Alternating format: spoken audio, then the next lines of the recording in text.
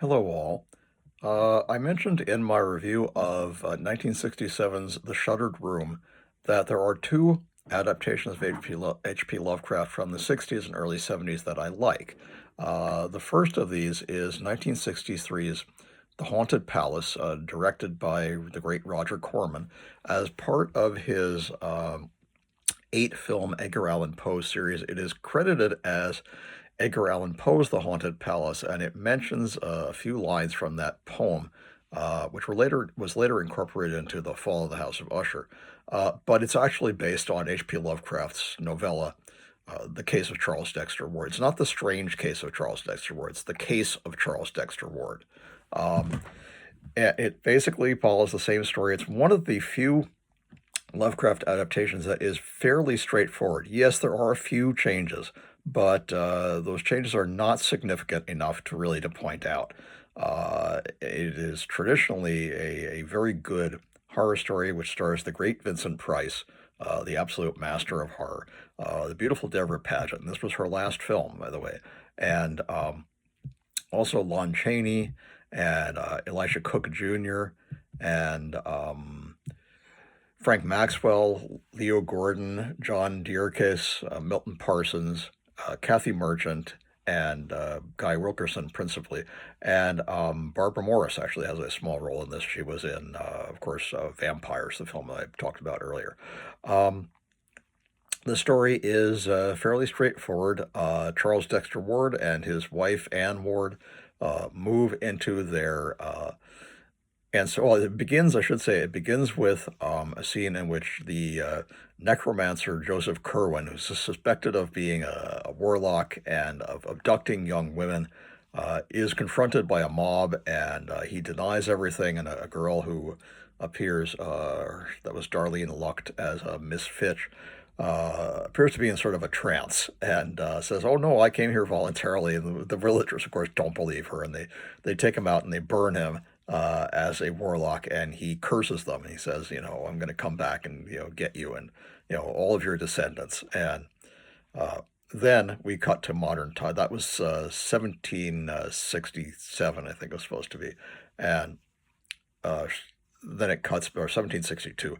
And then they cut to modern day, and uh, Joseph, a guy named Charles Dexter Ward, who is Joseph Curwen's lineal descendant, and his wife Anne move back to the small town of Arkham, Massachusetts, which is straight out of Lovecraft. And they're going to occupy the former residence of the infamous Joseph Curwen. Well, people in the village are not happy.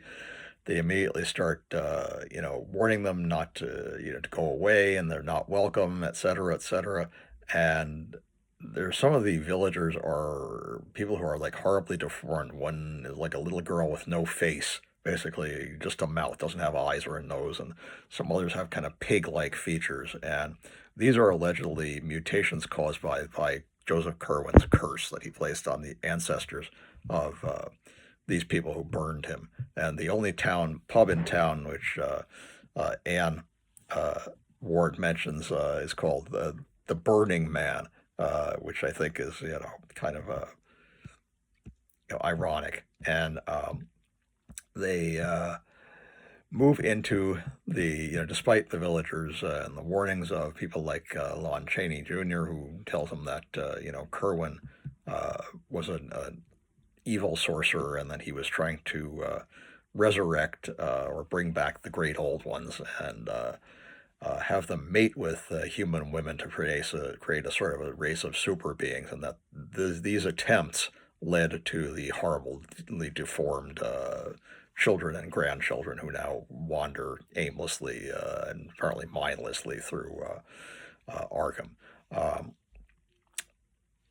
as soon as he comes back, Ward is captivated by a painting of Joseph Curwen, which hangs over the fireplace. And he's almost like hypnotized by this painting. It seems to be staring at him. And through the painting, the spirit of Joseph Curwen starts to take over Charles Dexter Ward, and he wants to do two things. One, to get revenge on the descendants of the people who burned him, which he said he was going to. and does so in various hideous ways, which I won't spoil for anybody. But the second is he wants to resume the experiments, and he does this through a couple of henchmen that he had. One of them is Lon Chaney, and another one is um, the guy played by Milton Parsons. His name is Jabez Hutchinson in this, and Lon Chaney was Simon Orne, who is the principal henchman, as it were, of Joseph Curwen, and starts encouraging Curwen to take over Ward completely, and but Ward is fighting him, and he can only hold him for like a few hours at best.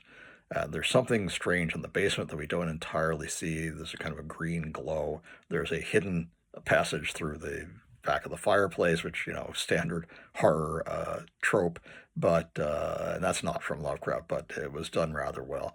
And one of the as an expository character, there's a doctor in town who's sort of Anna's becoming upset by the fact that Charles is acting strangely and doesn't seem like himself, and she goes to this doctor, and that is the character played by, oh, come on, looking for it, Frank Maxwell, who was, his ancestor was Priam Willett, one of the people who burned Curwen, and his name is